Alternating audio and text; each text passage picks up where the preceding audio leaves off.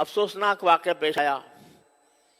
اتنا بڑی مسجد، مدینہ مسجد طارق روڈ کے اوپر، میں تو سمجھ رہا تھا 25-30 سال، ایسے اندازہ لگایا تھا، پتہ چلا کہ 40 سال سے قائم. اور پورے طارق روڈ کے اوپر اول سے آخر تک کوئی اور مسجد نہیں، اور پارک برابر میں پیچھے پڑا ہوا ہے. اس کے بارے میں حکم دے دیا، ڈھا دو اس کو، پارک بناؤ اس کو. خدا کا خوف کرنا چاہیے. لوگ اس سلسلے میں بڑی غلط فہمی میں مبتلا ہیں. ایک بات میں آپ کو واضح کر دیتا ہوں کہ لوگ کہتے ہیں بھئی اگر غیر قانونی طور پر جگہ پر بنائی گئی ہے مسجد تو وہ مسجد نہیں ہوتی. یہ صحیح بات ہے، لیکن اس کا مطلب یہ ہے کہ ایک تو اگر کسی کی زمین پر جہاں جائز قبضہ کر کے مسجد بنائی جائے گی وہ بالکل ناجائز ہے، حرام ہے وہ. اسی طرح اگر کسی سرکاری جگہ پر بنائی جائے گی تو بھی اصل بات یہ ہے کہ نہیں بنانی چاہیے.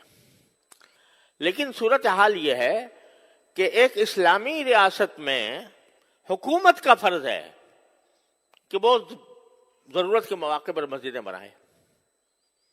اس کا کام ہے یہ. الذین ان مکناہم فی الارض اقاموا الصلاۃ. اللہ تعالیٰ فرماتے ہیں کہ جب مسلمانوں کو اقتدار نصیب ہو تو پہلا کام ان کا یہ ہے کہ نماز قائم کرنے کے لیے جگہ بنائیں، نماز قائم کریں.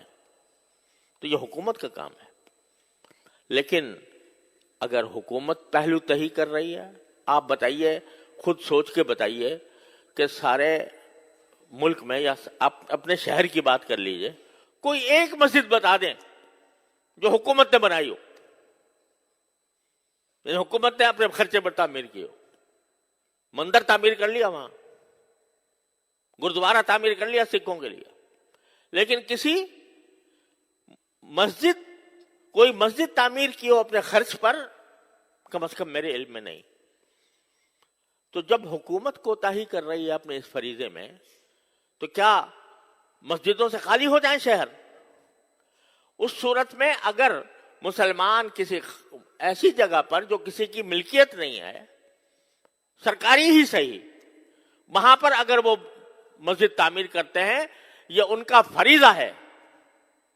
اگر حکومت نہیں کر رہی تو مسلمانوں کا فریضہ ہے کہ مسجدیں بنائیں.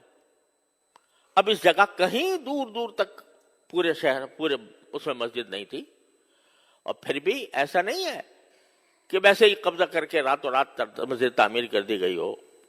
واقعہ یہ ہے کہ وہ اس کے لیے انہوں نے سوسائٹی کی اجازت لی، بلڈنگ کنٹرول اتھارٹی سے نقشہ پاس کرایا، اور اس کے بعد وہ مسجد بنی، اور 40 سال سے چلی آ رہی ہے.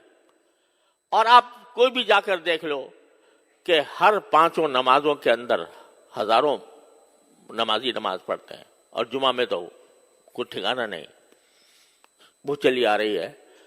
آپ کہتے ہیں یہ پارک کی جگہ تھی. ارے بھائی پارک کی جگہ تھی، 40 سال نظر نہیں آیا. جن لوگوں نے این او سی دیا وہ کیسے دیا، اور جن لوگوں نے نقشہ پاس کیا وہ کیسے پاس کیا؟ آپ 40 سال کے بعد آ کر کہتے ہیں کہ یہ غیر قانونی ہے. اور میں نے وہ فیصلہ دیکھا جس فیصلے کے تحت یہ بات کہی گئی ہے. افسوس ہوتا ہے کہ اتنا بڑا مسئلہ، اور مشکل سے میرے خیال میں 20 سطروں میں لکھا گیا ہے، 22 سطروں میں. صرف اتنا ہے کہ کمیٹی کا ایک ممبر ہمارے سامنے پیش ہوا، اور اس سے ہم نے پوچھا کہ بھئی اس کی کیا قانونی کوئی اجازت آپ کے پاس ہے؟ اس نے کہا جی میرے پاس تو نہیں ہے. اب ایک ممبر ہے کمیٹی کا، کوئی صدر بھی نہیں، سیکریٹری بھی نہیں، مسجد کا متولی بھی نہیں. اس سے پوچھ لیا، اس نے کہا جی میرے پاس تو نہیں ہے. کہنے کا معلوم ہو گیا کہ کوئی نہیں ہے، لہذا اس کو 1 ہفتے کے اندر ختم کر دو. تو بڑا افسوسناک قسم کی بات ہے. اور عدالتی آداب کے بھی، عدالتی جو طریقہ کار ہوتے ہیں اس کی بھی پوری رعایت نہیں کی گئی. تو ان کا فرض ہے کہ وہ اس پر نظر ثانی کر کے اس فیصلے کو واپس لیں. اور اس کے بارے میں آواز اٹھانا یہ صرف علماء کا کام نہیں ہے.